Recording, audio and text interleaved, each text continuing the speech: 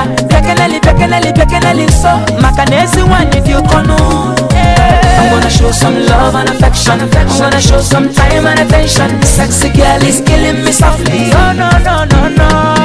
Kilibelu asama, kilibelu wanta dema. Kilibelu asama, wanta no kosi sama oh. Kilibelu asama, kilibelu wanta dema. Kilibelu asama, wanta no kugoma, wanta no kukwifene soku, wanta no dika mwane mofuma, wanta no dika mwana kwaku. Kilibelu wanta no bobalu mekwifunanya, makana love no nemezi munanya.